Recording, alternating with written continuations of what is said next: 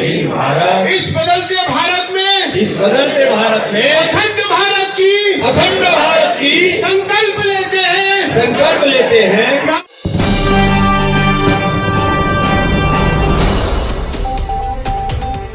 हम अखंड भारत बना के रहेंगे। जय राष्ट्रवाद, जय अखंड भारत। अखंड भारत की जय। आर्यावर्त की जय। चलो जी, बहुत बहुत धन्यवाद, बहुत बहुत प्रणाम। दो चार सम्मान अभी 2 मिनट के लिए, 2 मिनट के लिए लोग बैठेंगे। हमारे माननीय मुख्यमंत्री महोदय का संदेश यहाँ से ऑडियो से चलेगा। 2 मिनट का संदेश है, फिर शांति बात करेंगे। आप भोजन को ले जाएंगे, हम उसे भोजन करेंगे। और जो सम्मान के बिना रहेगा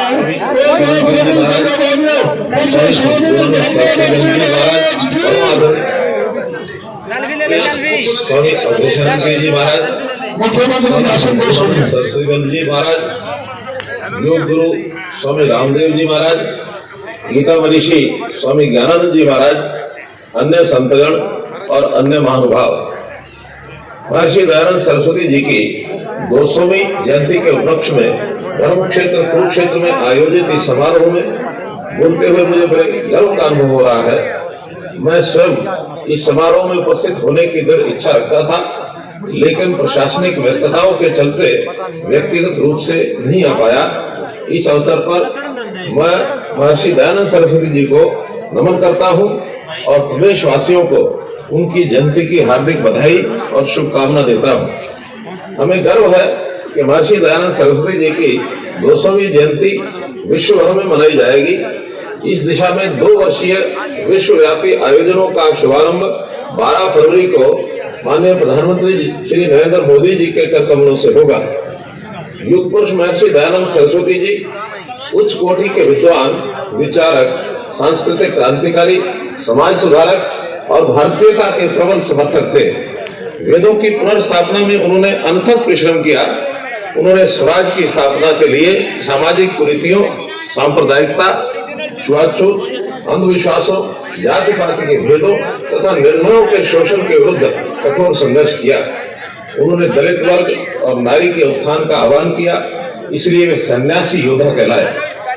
महर्षि दयानंद जी का जन्म 1824 में ऐसे समय में हुआ था जब हमारा समाज अंधविश्वास, रूढ़िवादी परंपराओं और जात पात की बेड़ियों में जकड़ा हुआ था। सदियों की गुलामी ने देश के आत्म सम्मान को कुचल कर रख दिया था। ऐसे समय में 22 वर्ष की आयु में घर छोड़कर निकले महर्षि दयानंद जी अपनी सारी सुख सुविधाएं त्याग कर देश के उद्धार में लग गए। स्वामी जी का विचार था कि देश की प्राथमिकता का कारण है सामाजिक पतन और सामाजिक पतन का कारण है वेद की शिक्षा का अभाव।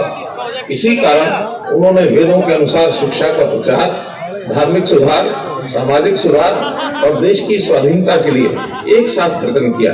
स्वामी दयानंद जी ने पूरे देश का भ्रमण कर जान लिया था कि भारत की दुर्दशा का सबसे बड़ा कारण अंग्रेजों की गुलामी था।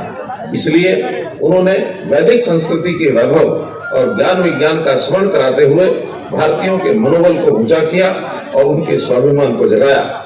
प्राचीन आर्यावर्त में ये कहने का साहस संभवतः सर्वप्रथम स्वामी दयानंद सरस्वती जी ने ही किया था कि आर्यावर्त आर्यवर्तियों का है। हमारे प्रथम स्वतंत्रता संग्राम सन 1857 की क्रांति की संपूर्ण योजना भी स्वामी जी के नेतृत्व में ही तैयार की गई थी और वे ही उसके प्रमुख सूत्रधार भी थे। स्वामी दयानंद जी द्वारा स्थापित आर्य समाज ने देश को अनेक महान क्रांतिकारी, समाज सुधारक और स्वतंत्रता सेनानी दिए हैं। आज हम जिस महिला सशक्तिकरण की बात करते हैं वह 19वीं शताब्दी में स्वामी दयानंद जी की प्राथमिकताओं में से एक थी। उन्होंने नारी शिक्षा के लिए उस समय जागृति पैदा की जब उसे घर की चारदीवारी में बंद रखना ही उचित समझा जाता था। स्वामी दयानंद जी की प्रेरणा से अनेक कन्या गुरुकुलों की स्थापना हुई। हरियाणा में भी ऐसे अनेक गुरुकुल अभी बेटियों को शिक्षित और संस्कारित कर सबल बना रहे थे। स्वामी दयानंद जी ने रेवाड़ी आगमन के दौरान हरियाणा के कर्मशील, पाखंड रहित और भोले भाले लोगों को देखकर कहा था कि हरियाणवी तो स्वाभाविक रूप से ही आर्य हैं। उन्होंने वहाँ 11 लोगों को आर्य समाज में दीक्षा दी थी। स्वामी दयानंद जी से ही प्रेरणा लेकर भगत फूल सिंह जी द्वारा हरियाणा के खानपुर कला में शुरू किया गया कन्या गुरुकुल तो आज विख्यात महिला विश्वविद्यालय का बन चुका है। प्रदेश में स्वामी दयानंद जी के आदर्शों और सिद्धांतों के प्रभाव के चलते ही रोहतक में उनके नाम पर महर्षि दयानंद विश्वविद्यालय की स्थापना की गई। महर्षि दयानंद जी के 2 शताब्दी जयंती समारोह के अवसर पर आज मेरा सभी से आग्रह है कि जातिवाद मुक्त समाज, नशा मुक्त समाज, अंधविश्वास मुक्त समाज, शोषण मुक्त समाज और नारी उत्पीड़न मुक्त समाज बनाने की दिशा में और अधिक रचनात्मक भूमिका निभाएं।